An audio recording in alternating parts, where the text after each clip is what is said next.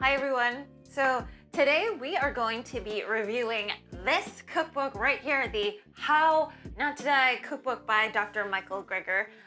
You guys are always asking me about doing a video on what cookbooks I use, what cookbooks I prefer. And to be really honest, initially when I saw this in the cookbook, I thought, yes, there was a lot of promise, but I personally, like when I cook, I like things from different cultures. Not that this doesn't have it, but like my favorite cookbooks to cook from are usually the ones where when I go traveling, I always go to bookstores. I always pick up things, even if they're in a different language. I figure I could just like use Google Translate or use something else to translate it with afterwards. So I have like the Recipe of Japan cookbook, which is translated, but it is so good because it's so like authentic. And it's not a vegan cookbook. I also don't really tend to buy vegan cookbooks because I think that people have already kind of played around with it, and for me, I like to kind of take the original and then to play around with it myself and to adjust the recipes that way. So this one's like really good. My friend got me this one from Thailand. It is completely in Thai, but when she gave it to me, she actually had a Google Doc where she translated a couple of the recipes already. But I have like this Buddhist cookbook as well. We'll be doing some recipes here. So when I saw the How Not To Die cookbook, I mean, I'm a big fan of the How Not To Die book. I'm a big fan of the Daily Dozen and of Dr. Greger, obviously. That is like, for most people, that is my Bible of how to try and eat every day. I don't always succeed, but you know, there's that. But so when I saw this cookbook at the store, I was like, okay, yeah, I should definitely eventually get it, but I'm not sure. Like the recipes are, you know, definitely more on the Mediterranean side, but also like tacos and stuff. So a little bit more on kind of the Western side of things.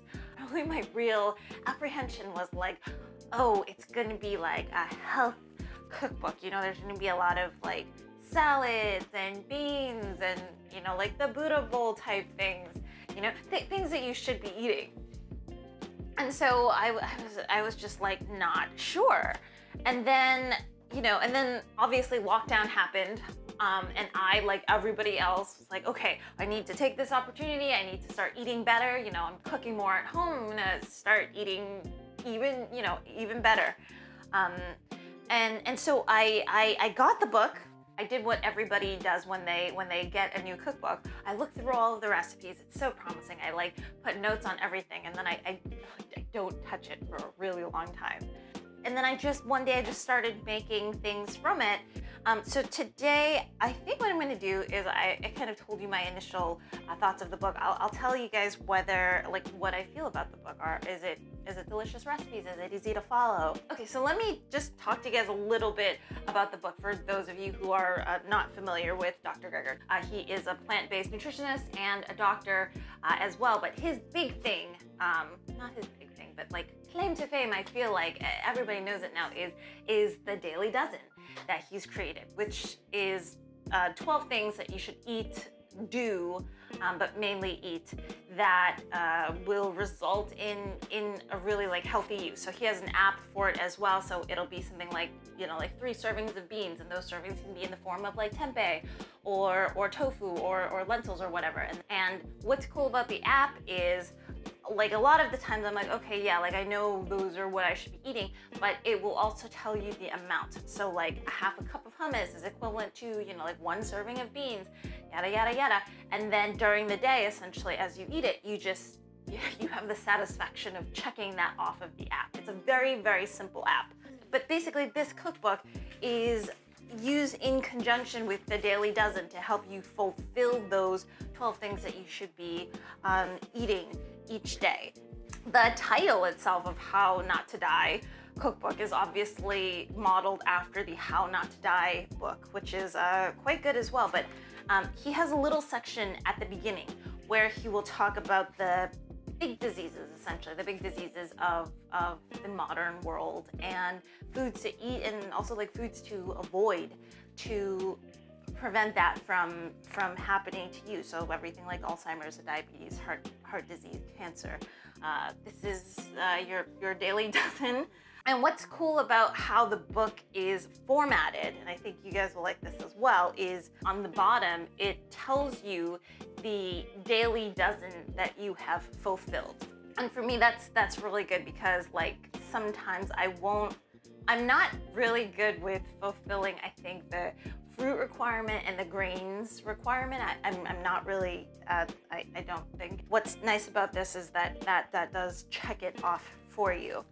Towards the end of the book, he actually, Dr. Gregor, he has, what is it, like a 2-week sample meal plan of what you should be eating, breakfast, lunch, and dinner, that will fulfill those daily dozen requirements. So it's nice because for those of you that don't like to cook, don't like to think about what you are going to be eating, don't like to decide, because that is half the battle. Like, what should we have for dinner? Like, what, that in and of itself takes a really long time.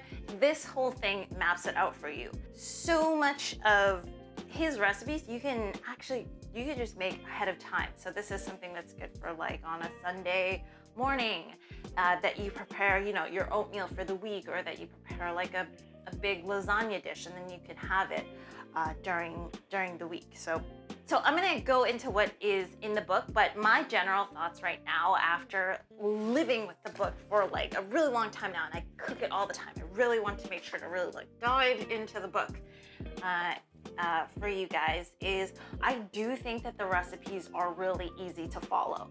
Now, are there some prep things, like you should always have like cans of beans or like cooked beans that will facilitate the process and make everything go, you know, really quickly and really smoothly. He has some tips for like, because this book does call for lots of vegetables, lots of beans. Like your grocery order is gonna change for sure if you make an order based on this book. There's just a lot of good for you ingredients.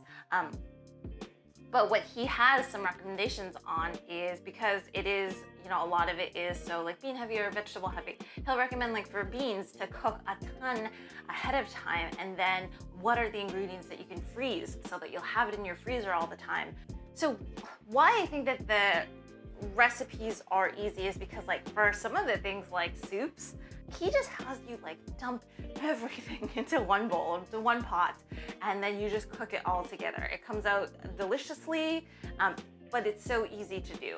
And for something like a stir fry or something, so this book does not cook with oil, because oil is a refined product. Whenever he cooks with a fat, he likes to take the whole food. So for example, like with something like a hummus dip, instead of adding, you know, olive oil or oil, he will add in tahini, where it's the whole seed, or things that need like butter, it'll be like almond butter, where it's the whole food. Because he doesn't cook with oil, he uses that method of oil-free cooking, where even if you had to saute like onions or garlic, you just put a little bit of onion, a little bit of garlic, and then you put in water, and then you kind of stir it all together. What's nice about oil-free cooking is it is so much easier to wash pans as well. Like, you're not gonna get anything greasy. Everything is very like clean. Are the recipes good? Is it worth it? So I did tell you, there are a couple of Asian recipes in here, a lot of like Mexican ones, and then kind of more, I feel like more like Mediterranean-esque style dishes, but they are actually quite good. I was very, very surprised. They're delicious, they're very flavorful, there's a lot of texture involved. I think one thing that you guys are not gonna be used to, so there's a couple of things. One thing that you guys are not gonna be, one thing that I was not that used to was the salt level. Like I was okay with the sugar level. I was okay with kind of a flavor-wise, the spices that he was putting in. Everything was very good. But I always found myself having to add a little bit more sodium to the dish. So we'll talk about ingredients later of what he uses for different things, but I kind of, that was the big thing that I was not used to. I always found that I either added a little bit more salt or like a little bit more miso to something, maybe just because my palate wasn't used to it. And for me, I think that is something to note, is because like, whereas I used to probably have a bigger sweet tooth, now that I've really tried to like cut back on sugar and stuff, I don't have, the sweetness level was completely fine with me throughout this book, and including in the dessert section, but it was actually the salt level that I was not used to for that. And he goes into explaining why he doesn't use certain ingredients. So we'll get to the ingredients shortly. So there's the salt, and then the second thing that you guys really have to be careful of, this is a good thing, but these recipes are super, super filling. Like, I'm like, I don't want to like liken it to like drinking a cup of Metamucil or something, but there's a ton of fiber in here. Like, there's a ton of vegetables, there's a ton of beans, there's a ton of seeds. So, for example, I am a big snacker, which is that's kind of my bad habit. But I ended up making the hummus that Dr. Greger makes, which there's no oil, there's some tahini, but boy, is it still creamy. Like, that was very surprising. I made that in his three seed cracker. And I am someone who's used to, if I'm sitting down and watching TV, I can inhale a bag of anything. So it could be chips, it could be something like healthy, like kale puffs at the nice grocery store. Those are things where, like, as I'm watching something, as I'm doing something, as I'm talking, I will just, I can eat the whole bag of anything. That is confession bear. That is it. So I made the 3C cracker and I made the hummus. Even without the hummus, as I was eating the crackers, you know, my mind is different. Like, my mind and my stomach are like not connected, and I think that's something about mindful eating to be said about that. And I eat it like as quickly as I did with the crisps as well, which is like, you know, I was on my fourth cracker, and it's just like, I'm not sure I want to eat this next piece anymore, which was really weird, because I'm like, oh, like 4 crackers, that's nothing. 4 crackers is something where like a health book recommends to you, like, oh, this is your serving, and you're like, no, I don't eat 4 crackers. No, I don't eat like 4 pieces of chips. Like, I don't. And so for me, I was just like, oh, because you get that thing where it's like, oh man, this is like a lot of seed. This is a lot of just fiber, fat from the seed. Like, you get full. Your mind tells you, even eating at the speed that I did. Same thing with the hummus, like when you mix that in, there is so much fiber in it. There is also like the tahini, so like the fat really kind of tells your brain like, okay, like we don't need to eat this much of it. It was something very clear to me, you know, like the term empty calories, that became so clear to me that moment when I had 4 crackers and I was like, holy crap, like I am very, very full, because those things were packed with nutrition, with the calories that you need, with just everything to actually like make you full. Like 4 crackers and some, like, it should be fine. And so my advice to you guys, or like my it's not even a warning, but like these dishes that you're making, it is very, very filling. What I mean is eat it slowly. Have a glass of water with you. It'll make you feel more comfortable. And I also think, like, with the water, with the fiber, with everything, you're gonna feel fuller faster. It will be weird to you because your brain's gonna tell you, oh yeah, like I normally have like 2 bowls of soup, or I normally have like 10 crackers to be full. Like, it's gonna be a very weird thing where you're going to prepare a lot more, or you're gonna serve yourself a lot more than you need, and you don't. What's nice about that is I told you guys that I'm a snacker. So mainly I get very like hungry for snacks, usually between the time of dinner and when I'm supposed to go to bed, which is a bad time to be snacking. What I found is that with his dinners, because they were so filling, it really kept me from like snacking as much. I mean, sometimes I still would, but like it kept me from snacking as much.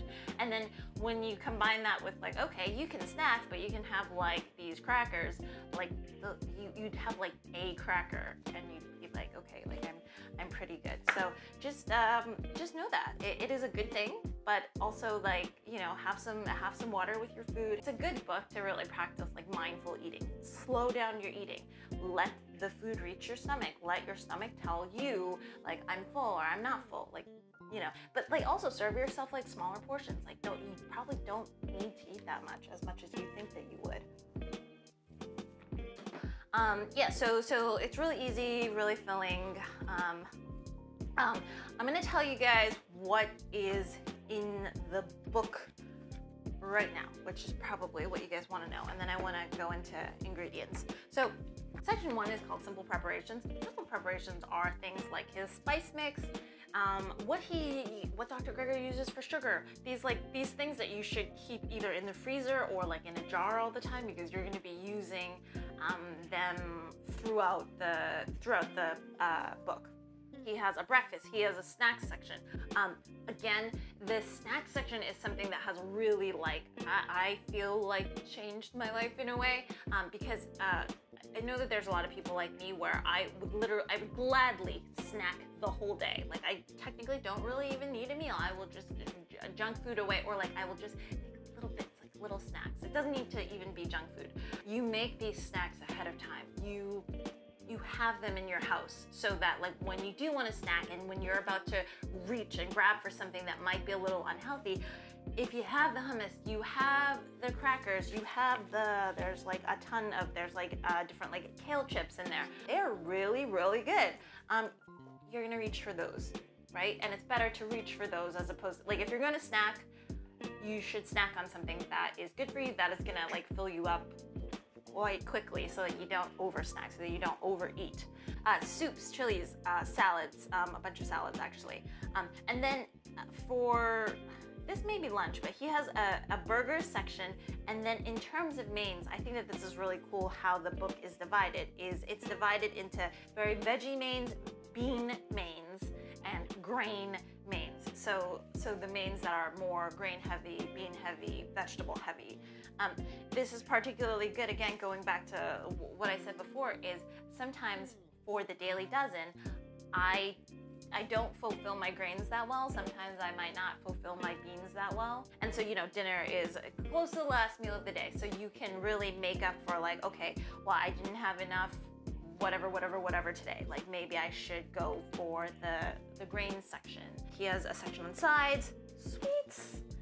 I've made, let's see, I've made the pie, the crumble, the apple crumble. I made like a peach cobbler, and then I also made his chocolate brownie.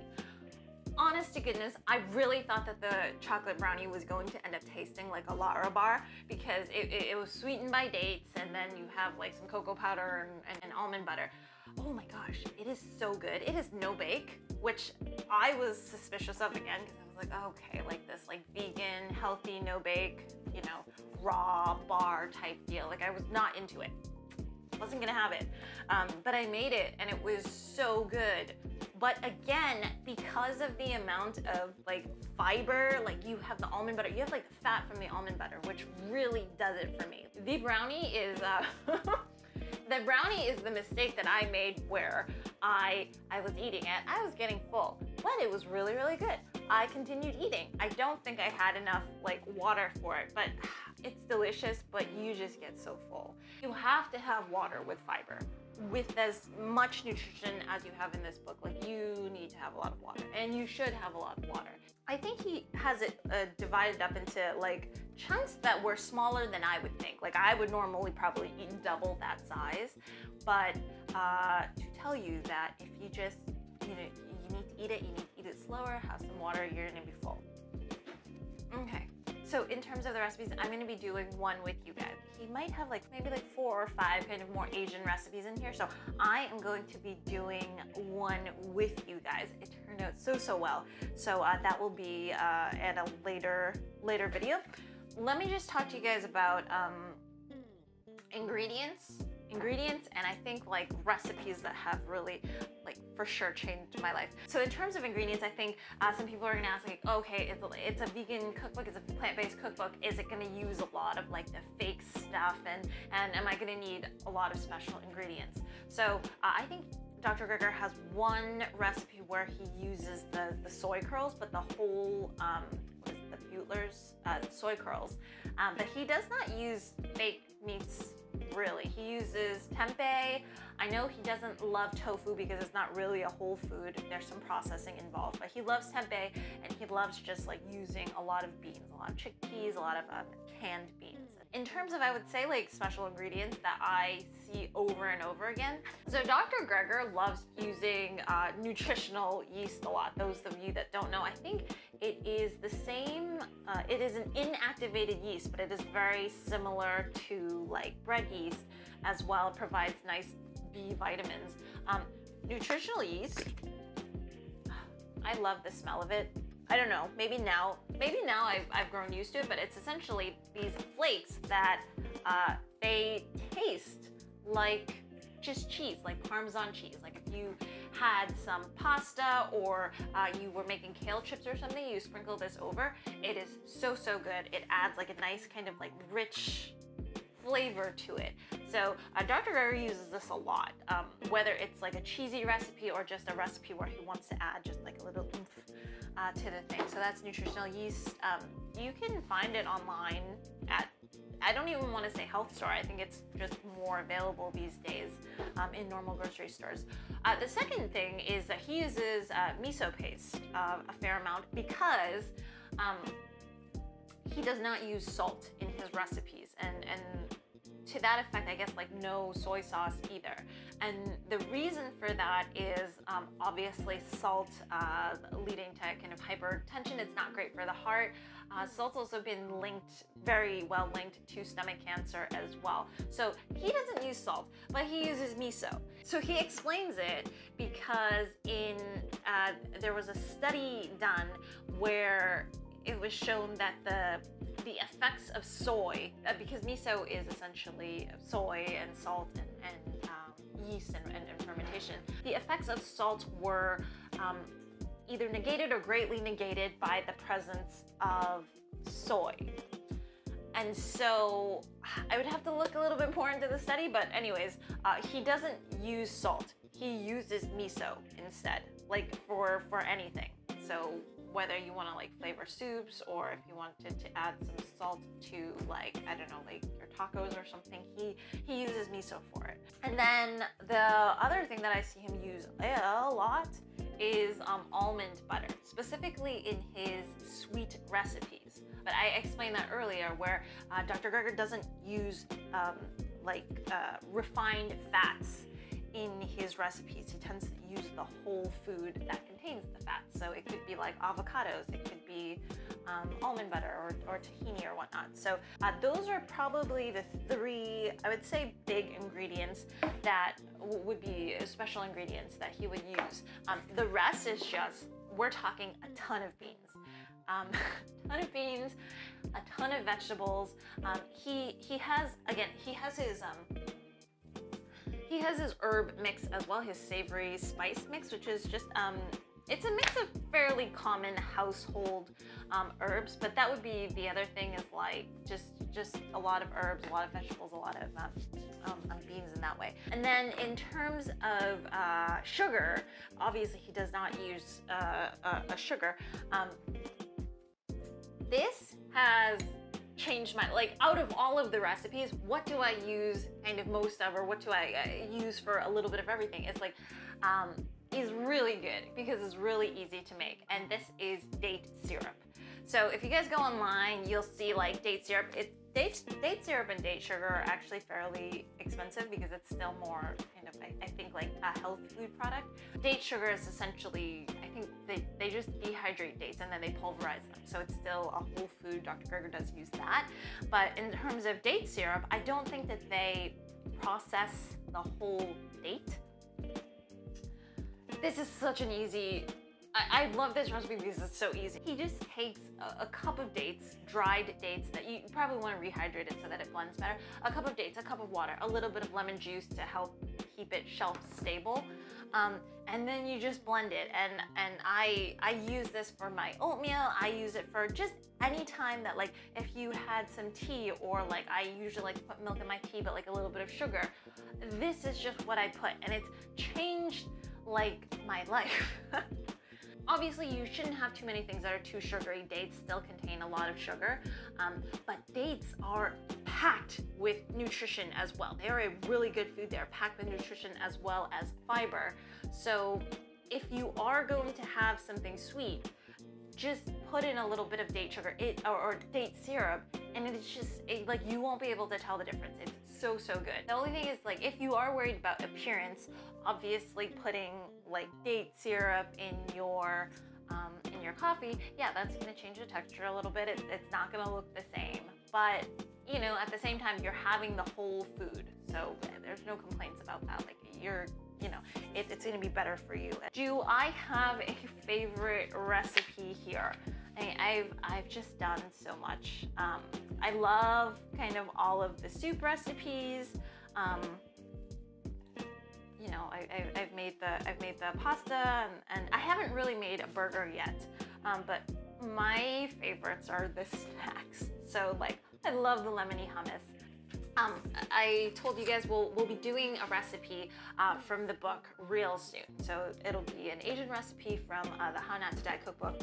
I don't think anybody's really done it yet because I've looked around for this. On a serious note though, just a lot of the big diseases of the world, I mean, you guys know, a lot of the big diseases of the world it is better if you are able to prevent it. It is better if you keep your body healthy so that you don't get to this stage where you do have something bad happen to you. Sure, like, you know, modern medicine is really good these days, but you know, once you have it, your body is changed. It becomes that much harder to fight and to climb your way back up. It is integral. It is a very good practice to keep your body in a good shape throughout its life. And so this book just makes it really, I think, easy to at least follow that, so that you don't really have to think about what should you be making. You don't have to go online and say like, oh hey, like I'm looking for a chili recipe, I'm looking for a soup recipe. You know, all of those additional steps, I think, make people not want to cook. It makes people go for something like more convenient, either takeout delivery or something like unhealthy that can be done quicker. You know. And so having a book like this, where it's like always on your shelf, you can just go to it, you can make it ahead of time a lot of the times, is invaluable. And so I think that for that reason, for all the reasons that I've mentioned, it is a really good book to get. I have fallen more in love with it the more that I cook with it. Like before, I was kind of skeptical. I wasn't sure if I would like it, but now I cook with it all the time, and it's really good. So yeah, so there you guys go. Look out for the recipe shortly in the future. I hope you guys will enjoy this. If you guys own the book, let me know what you all think as well. What is your favorite recipe? And yeah, I will see you guys all again next time. Okay, bye.